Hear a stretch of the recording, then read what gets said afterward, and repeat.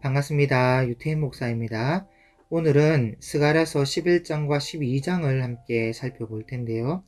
이 11장부터 14장까지 말씀은 스가랴서의 결론 부분이라 할 수 있습니다.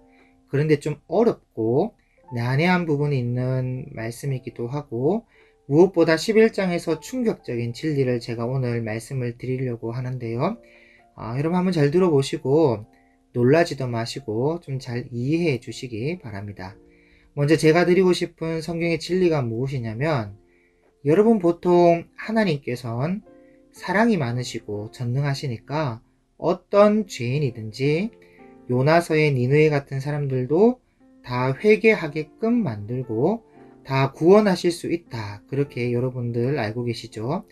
보통 목회자들이 그렇게 말씀을 많이 전하기도 하고 여러분들도 그렇게 많이 듣고 그렇게 믿고 계신 분들이 많이 있을 것이라 생각합니다.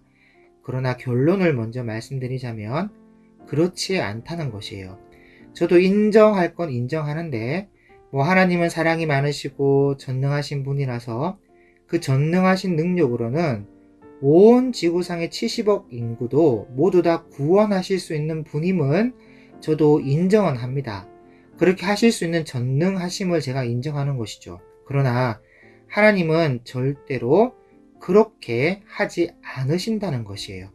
여러분, 아무리 하나님이 사랑이 많고 사랑 그 자체고 능력도 충분해서 얼마든지 구원하실 수는 있는 분이시지만, 하나님도 어떤 사람은 사랑할 수 없고 또 구원해 주지도 않고 또 구원의 길로 인도도 해주지 않습니다. 아무리 사랑이 많아도 그럴 수밖에 없는 사람이 있어요. 그래서 결국은 하나님도 어떤 사람은 버립니다. 아마도 여러분 이런 이야기는 처음 들었을 가능성이 높은데, 오늘 성경 본문에 보면 하나님께서 내가 돌보기 싫은 양이 있다는 거예요. 이런 양들은 내가 돌보지 않을 것이다.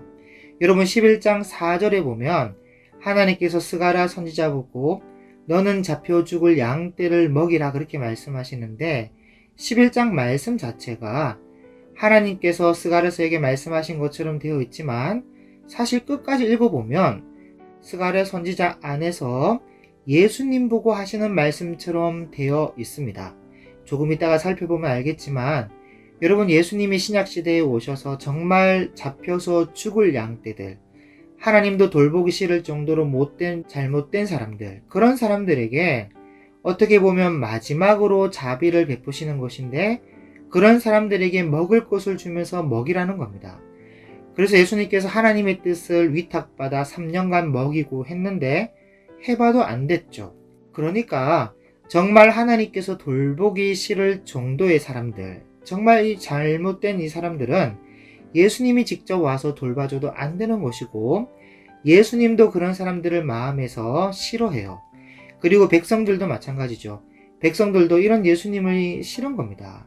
그래서 예수님을 싫어하는 마음이 생기니까 결국 관계가 결렬되는 그런 모습을 볼 수 있잖아요. 그래서 이런 말씀을 지금 11장에서 하고 있는데, 여러분 어떻게 생각하십니까? 하나님도 먹이기 싫어하는 양이 있고 그것을 예수님이 맡아서 해봤는데 예수님도 역시 싫어하는 마음이 생기고, 그리고 그 시대 사람들도 예수님을 싫어하는, 그래서 결국 관계가 끊어지는 얘기를 하고 있다는 것입니다. 여러분 여기에 대해서 여러분 어떻게 생각하시는지 참 궁금한데, 정말 충격적인 얘기가 아닙니까? 여러분 하나님께서는 우리를 자유의지를 가진 존재로 창조하셨고 이 자유의지를 침범하지 않으시는 하나님 스스로의 불문율을 가지고 계십니다. 그래서 하나님의 전능하신 능력으로 사람을 강제로 변화시키지를 않아요. 적어도 변화를 주고자 하는 마음으로 은혜에 참여할 기회를 주는 것이고, 돌이킬 수 있도록 노력을 기울일 뿐이지 강제로 예수님을 믿게 만들지는 않습니다. 우리 자유의지에 호소만 하실 뿐이에요. 그리고 그 중에는 아예 호소조차 하기 싫은 사람이 있는 겁니다. 그래서 로마서에 보면 그 상실한 마음대로 내버려 두사 하나님의 유기, 로마서 1장 28절에 그들이 마음에 하나님 두기를 싫어하는 거야, 하나님을. 하나님께서 그들을 그 상실한 마음대로 내버려 두사 합당하지 못한 일을 하게 하셨으니 그냥 내버려 두시는 거예요. 버리시는 겁니다, 그냥. 그 마음에 하나님을 두기 싫어하는 사람을 하나님 또한 싫어하시는 겁니다. 그래서 모든 불의, 추악, 탐욕, 악의가 가득한 자요, 시기, 살인, 분쟁, 사기, 악독이 가득한 자요, 수근수근하는 자요 하면서 쭉쭉쭉 1장 28절부터 31절까지 기록되어 있는 것을 볼 수 있습니다. 그래서 여러분, 우리가 착각하는 게 뭐냐? 하나님은 사랑이 많으니까 모든 사람들 70억의 인구를 다 사랑하신다, 그렇게 생각하는데, 물론 사랑하시죠. 그러니까 예수님이 십자가에서 그의 피로 대속하신 것이고 회개할 기회를 주신 것이죠. 기회를요. 그러나 모든 사람을 다 구원하신다? 그렇지 않습니다. 모든 사람을 위해 흘린 피이긴 하나, 여러분, 실제로는요, 많은 사람, 마태복음 26장 28절에 이것은 죄 사함을 얻게 하려고 많은 사람을 위하여 흘리는 바 나의 피 곧 언약의 피니라. 그리고 마태복음 20장 28절에도 자기 목숨을 많은 사람의 대속물로 주려 함이니라. 모든 사람의 대속물, 이게 아니라는 것이죠. 이런 마가복음 10장 45절에도 자기 목숨을 많은 사람의 대속물로 주려 함이니라. 또 마가복음 14장 24절에도 이것은 많은 사람을 위하여 흘리는 나의 피 곧 언약의 피니라. 그러니까 예수님께서 모든 사람을 위하여라고 말씀하신 적이 없다는 거죠. 마태도 그렇고 마가도 그렇고 많은 사람을 위하여 흘리는 피라고 예수님이 말씀하셨다고 기록하고 있는 것이죠. 여러분, 모든 사람이 아니에요. 모든 사람에게는 기회만 있을 뿐이고 복음을 들어서 기회를 제공하는 그 기회만 있을 뿐이고, 구원은 우리의 자유 의지가 반드시 작용을 합니다. 그리스도를 믿기로 받아들이고 결정되고 창세 전부터 예정된 사람이 구원을 받는 것이에요. 우리가 이것을 기억하고 있어야 됩니다. 그래야 우리가 하나님을 원망하지 않아요. 만약에 하나님께서 하나님 마음대로 사람을 강제로 변화시키는 분이시라면 누구는 변화시켜 구원해주고 누구는 안 해주면 사실 불공평한 것이죠. 아니면 하나님이 게으른 것이거나. 그래서 우리가 이 부분에 있어서는 이렇게 바르게 알고 있어야 되고, 절대로 하나님은 강제적이거나 강압적으로 역사하시는 분이 아니라 인격적으로, 정말 신사적으로 먼저 누가 나를 위해 갈고 하며 물으시는 분이시고, 내가 여기 있나이다 하는 대답을 반드시 듣고 보내는 그런 인격적인 분임을 여러분 기억하시기를 바랍니다. 여러분, 누구 하나쯤은 다 있잖아요. 가족이 되었든 형제 자매가 되었든 친구가 되었든 평생을 기도하면서 이 사람 구원해 주세요 이렇게 기도하는 분 있잖아요. 그럴 때 하나님께서는 죄송하지만 강제적으로 그 사람을 구원시키지 않습니다. 이런 말씀 드리는 게 참 죄송한 마음이 들지만 사실이에요. 그냥 우리 기도에 복음의 문을 닫지 않고 계속 우리 기도를 듣고 계속 기회를 제공해 주시는 것 뿐이지, 절대로 강압적으로 문을 부수고 들어가거나 강제로 열진 않습니다. 인격적으로 문 밖에 서서 두들기며 문을 열어줄 때까지 두들기고 계시는 분이시지 부수고 들어가는 그런 분이 아니라는 거예요. 그래서 이런 하나님을 우리가 이해를 하고 오늘 성경 부문을 좀 보시면 좋겠습니다. 그리고 그 전에 왜 하나님께서 10장까지 낙심과 절망 속에 있는 백성들에게 희망의 메시지를 주고는 왜 11장에 와서 갑자기 이런 말씀을 하시냐는 것인데, 여러분, 아무리 희망적인 소망의 메시지와 격려의 말씀을 줘도요, 그 당시 그 사람들 중에서도 그걸 안 믿거나 못 믿는 사람이 있었거든요. 그렇기 때문에 이렇게 하나님 말씀을 못 믿고 안 믿는 사람들은 하나님께 버림받을 수 있다, 버림받은 양이 될 수 있다, 그 말씀을 하고 있는 것입니다. 그리고 이것이 예수님 당시의 분위기까지 이어지게 되는 것이죠. 11장 4절부터 좀 보겠습니다. 4절입니다. 여호와 나의 하나님이 이르시되 너는 잡혀 죽을 양떼를 먹이라. 자, 여기서 너는 할 때, 이 너는 스가랴인데 구절마다 진행해 나가는 말씀을 보면 예수님을 또 말씀하시기도 해요. 그러니까 예언자와 예수님을 동일선상에 놓고 말씀이 이어지는 것인데, 이런 경우가 종종 있습니다. 성경에. 여기 스가랴도 그렇고 이사야서의 이사야도 그렇고 예레미야서의 예레미야도 그렇고 이 다윗 왕도 그렇습니다. 시편에 있는 말씀을 통해서. 그래서 이런 부분을 좀 우리가 이해하고 읽어야지만 헷갈리지 않을 수가 있어요. 그리고 여기 양떼도 이 잡혀 죽을 양떼인데, 이런 양떼는 이 자기 기업을 불리는 양떼가 아니라, 이 자기 사업, 이 기업을 불리는 양떼가 아니라 그냥 사고 팔고 하는, 그냥 돈만 챙기면 되는 그런 양떼, 아무 애정이 없는 양떼를 두고 하는 말이에요. 그래서 5절에 보면 사들인 자들은 그들을 잡아도 죄가 없다 하고 판 자들은 말하기를 내가 부유하게 되었은즉 여호와께 찬송하리라 하고 그들의 목자들은 그들을 불쌍히 여기지 아니하는도다. 그러니까 아무 애정 없이 그냥 사고 팔고 돈만 챙기면 되는 그런 양들인 거죠. 애지중지하며 아끼는 그런 양들이 아니에요.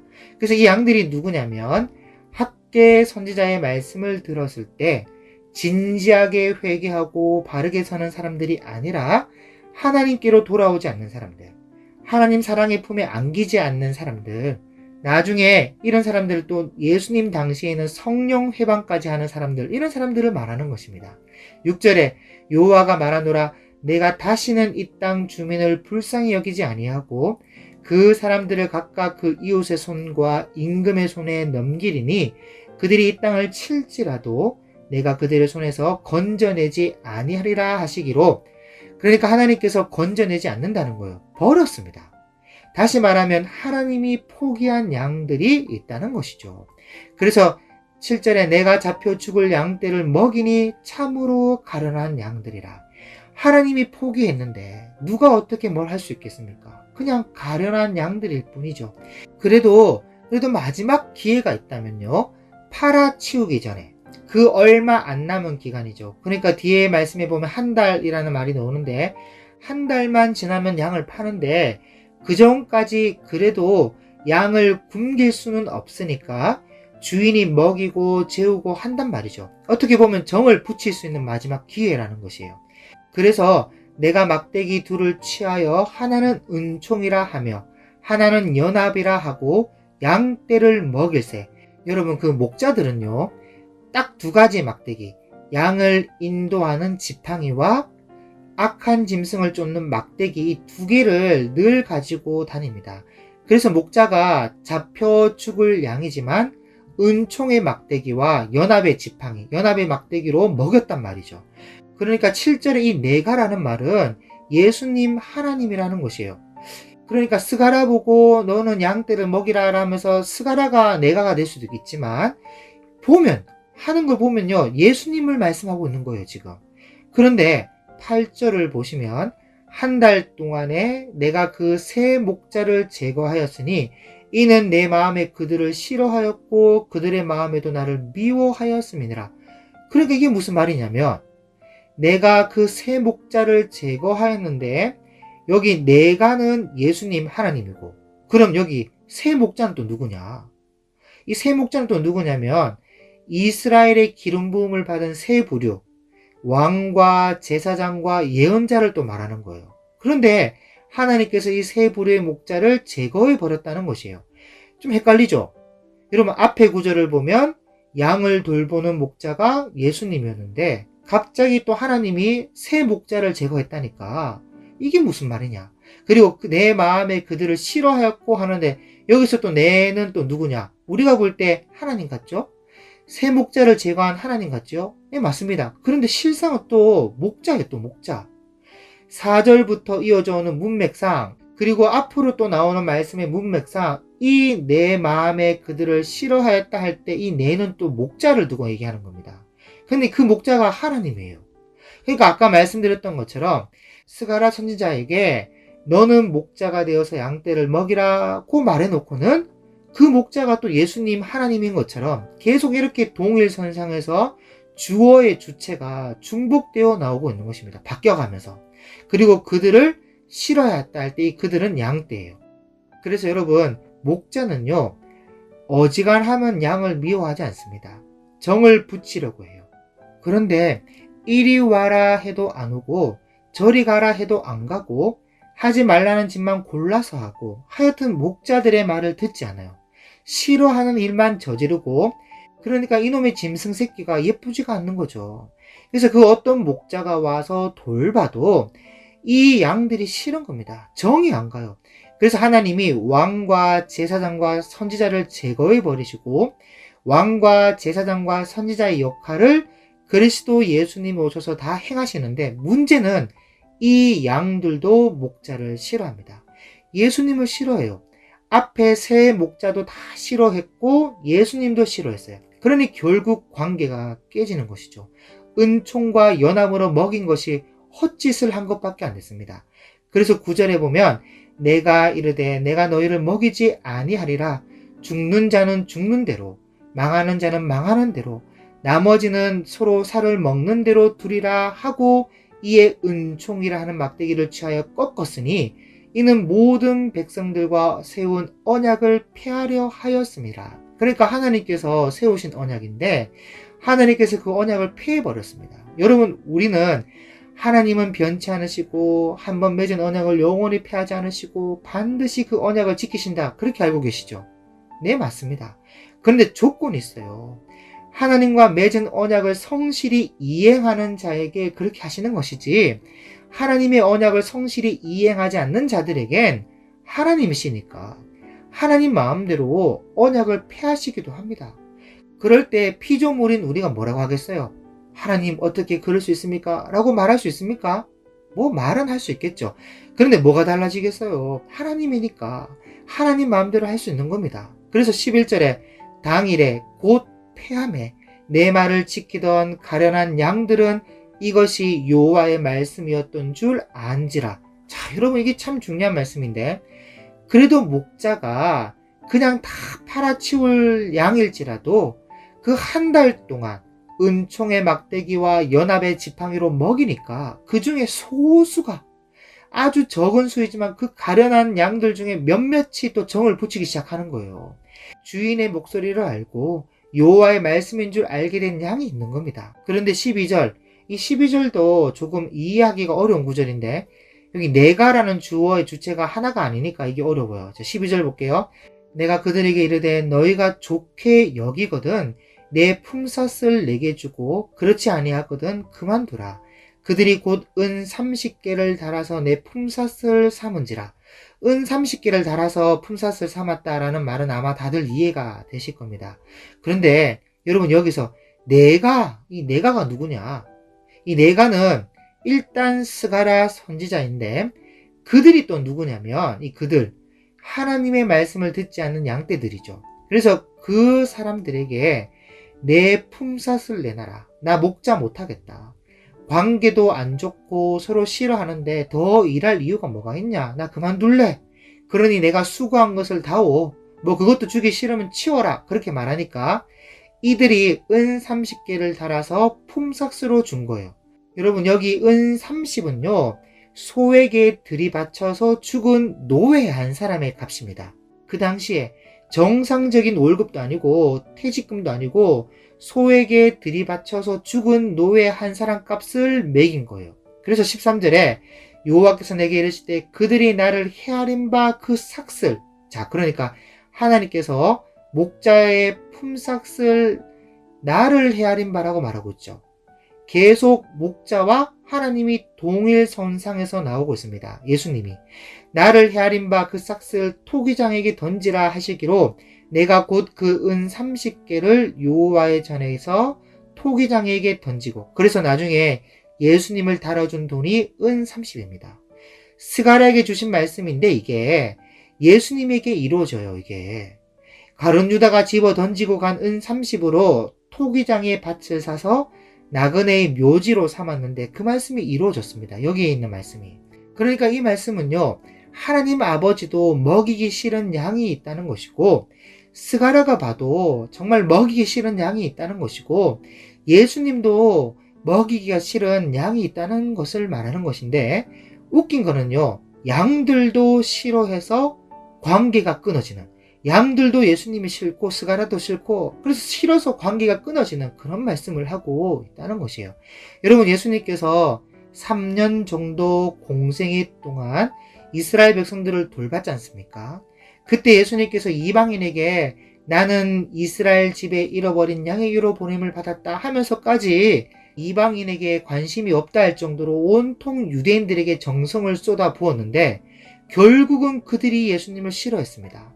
그래서 예수님도 포기하게 되는데 그때 은 30이란 것은 소에게 바쳐 죽은 노예 한 사람 값이었습니다. 3년치 월급이나 퇴직금을 준 것도 아니고 그냥 소에 바쳐 죽은 노예 한 사람 값으로 계산했다는 거예요. 14절 내가 또 연합이라 하는 둘째 막대기를 꺾었으니 이는 유다와 이스라엘 형제의 의리를 끊으려 함이니라. 이 연합이라는 막대기, 이스라엘과 유다가 형제 나라인데 하나님과의 관계가 깨어지면서 사람과의 관계도 깨어지게 되고 한 형제 나라 중에 한 민족이 완전히 파괴되는 것을 예언하고 있는 것입니다. 여호와께서 내게 이르시되 너는 또 어리석은 목자의 기구들을 빼앗을지니라. 보라, 내가 한 목자를 이 땅에 일으키리니 그가 없어진 자를 마음에 두지 아니하며 흩어진 자를 찾지 아니하며 상한 자를 고치지 아니하며 강건한 자를 먹이지 아니하고 오히려 살찐 자의 고기를 먹으며 또 그 굽을 찢으리라.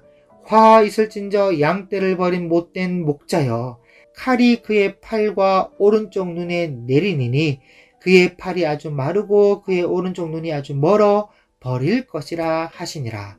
그래서 여러분 여기 16절에 한 목자, 이 목자가 바로 예수님, 참 목자 되신 예수님이시고 17절에 못된 목자여 할 때 이 못된 목자는 스가랴 선지자 보고 하는 말이 아닙니다. 당시의 바리새인들, 제사장들, 이런 사람들, 그러니까 나쁜 싹군 목자들, 이런 사람들을 두고 하는 말이죠.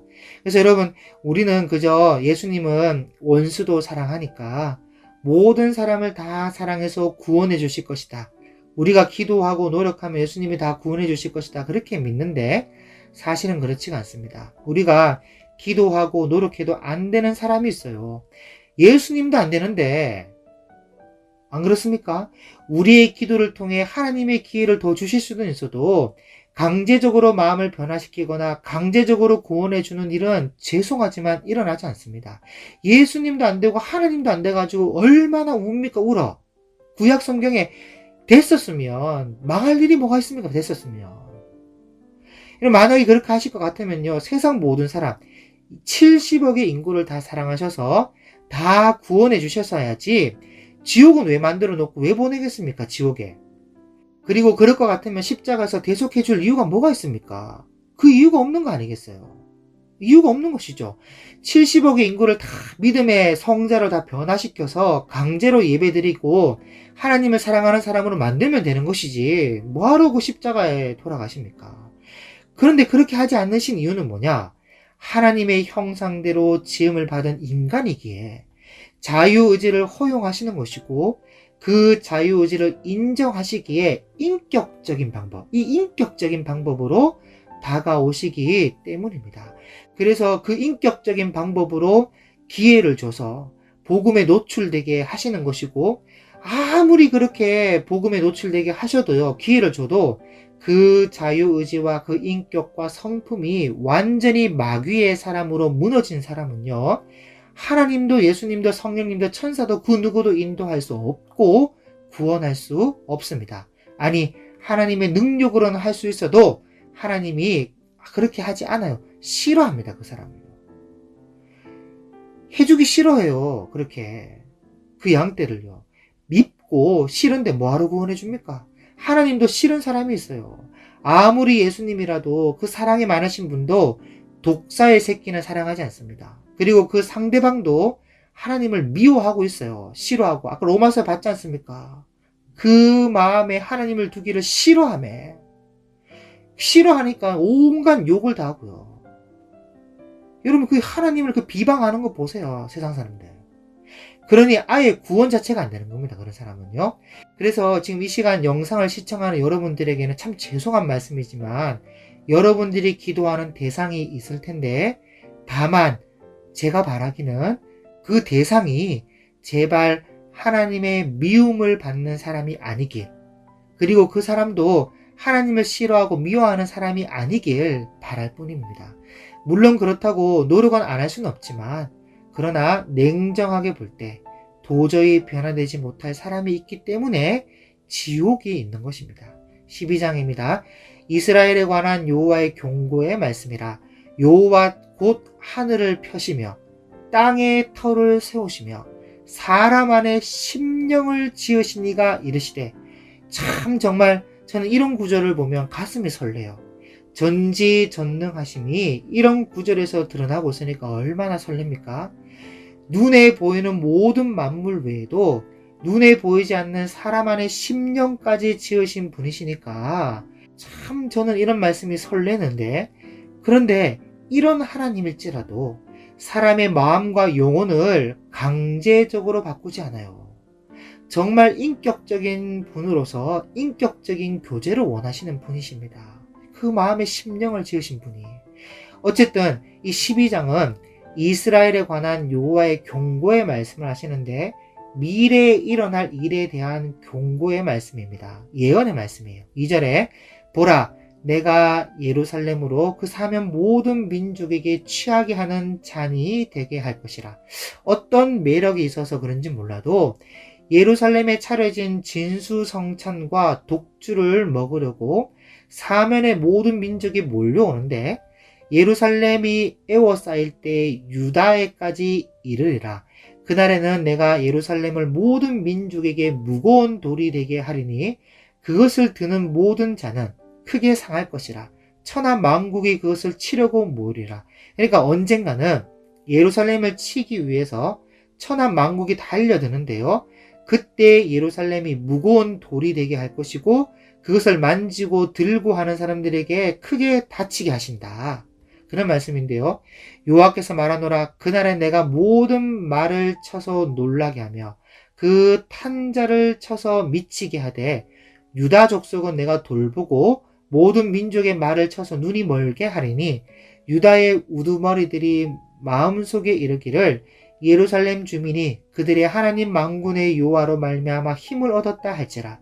그날에 내가 유다 지도자들을 나무 가운데에 화로 같게 하며 곡식단 사이에 횃불 같게 하리니, 그들이 그 좌우에 에워싼 모든 민족들을 불사를 것이요 예루살렘 사람들은 다시 그 본곳 예루살렘에 살게 되리라. 그러니까 다시 본래 살던 곳, 본곳 예루살렘에서 살게 될 것이다. 그런 말씀인데, 여러분 이 예언이 성취되었습니다.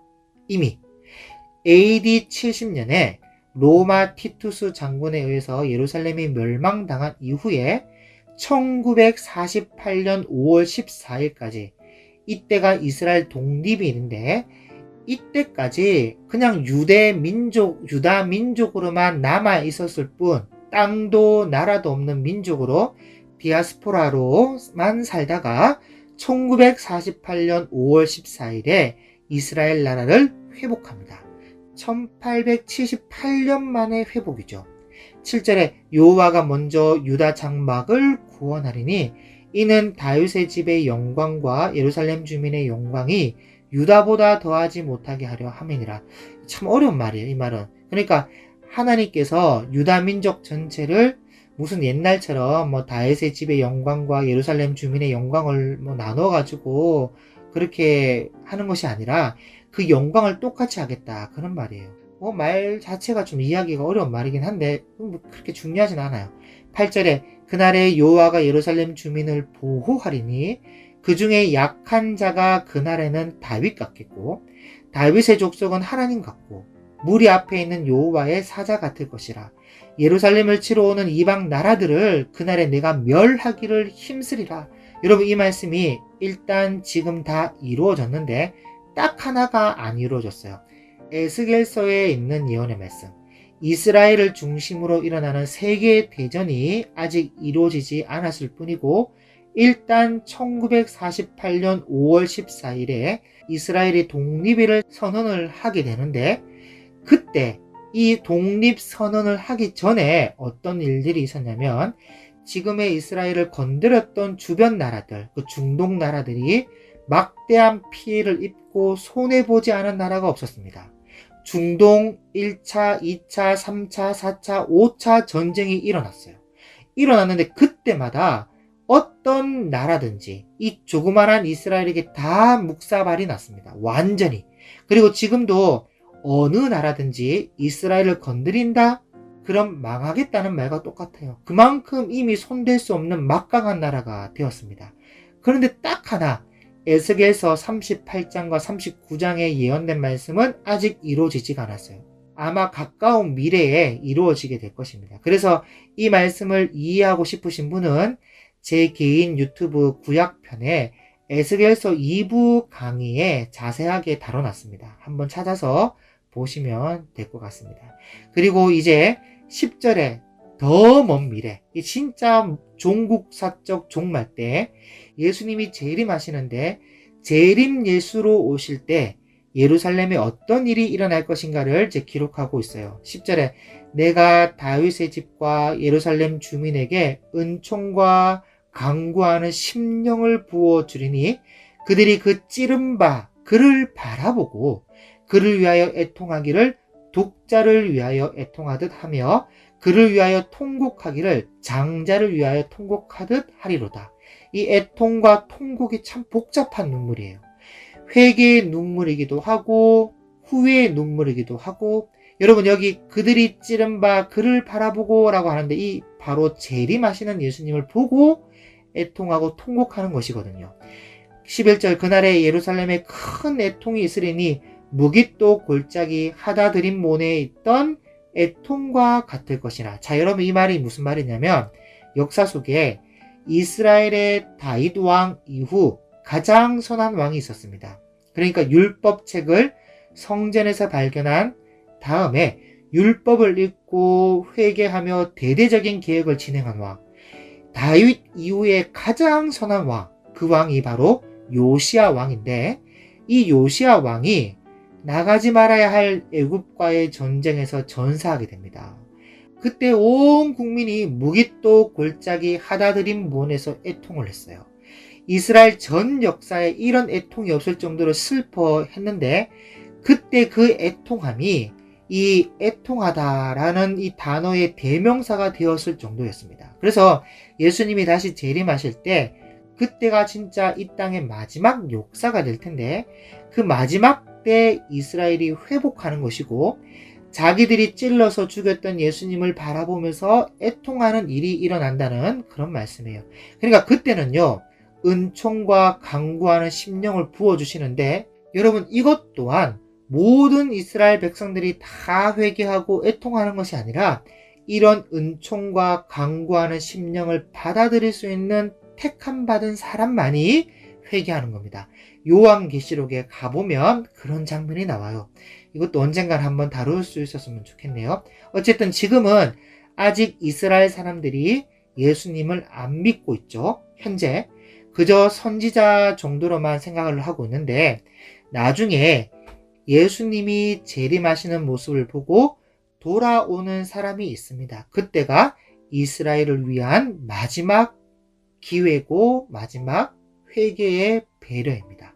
12절 온 땅 각 족속이 따로 애통하되 다윗의 족속이 따로 하고 그들의 아내들이 따로 하며 나단의 족속이 따로 하고 그들의 아내들이 따로 하며 레위의 족속이 따로 하고 그들의 아내들이 따로 하며 시므이의 족속이 따로 하고 그들의 아내들이 따로 하며 모든 남은 족속도 각기 따로 하고 그들의 아내들이 따로 슬퍼한다는 말씀입니다. 애통한다는 말씀이죠. 그러니까 따로 하고 라는 말은 일가, 친척, 가족관계 다 소용없고 개인적으로 하나님 앞에 회개하는 날이 온다는 그런 말씀이에요.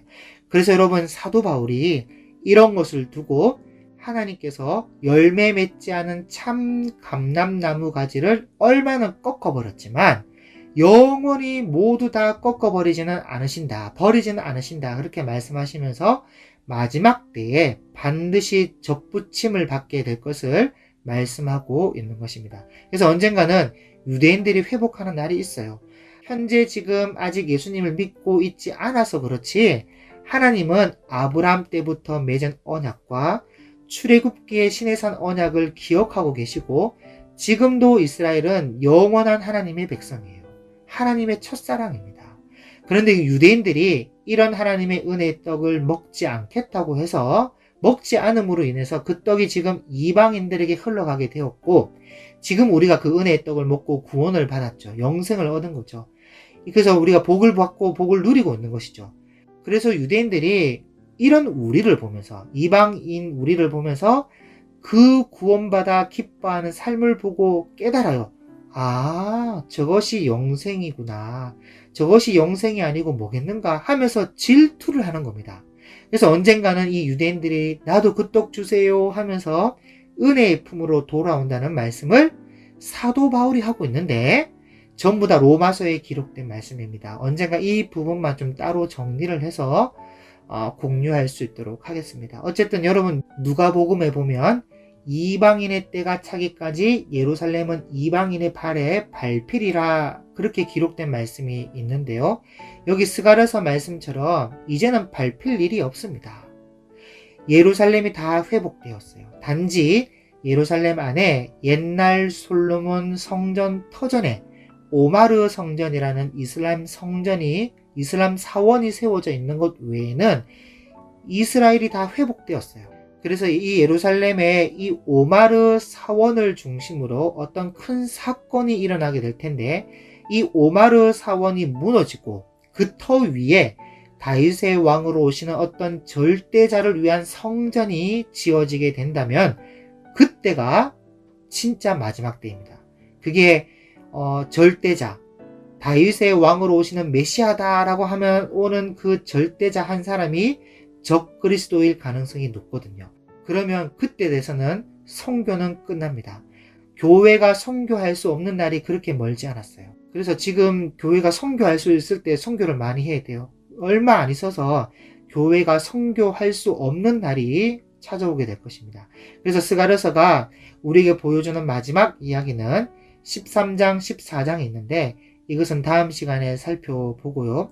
오늘 우리가 기억해야 할 것은 하나님도 예수님도 싫어할 만큼 잘못되어 버린 양들이 있다는 것이고, 하나님께서는 그들을 버릴 수 있다는 것이에요. 그래서 우리는 이렇게 되지 않도록, 하나님께 버림받고 미움을 받지 않을 수 있도록 교회가 항상 깨어서 온유함과 겸손함과 두려움과 떨림으로 하나님 말씀 앞에 우리의 구원을 지켜나갈 수 있기를 주님의 이름으로 축복합니다. 감사합니다.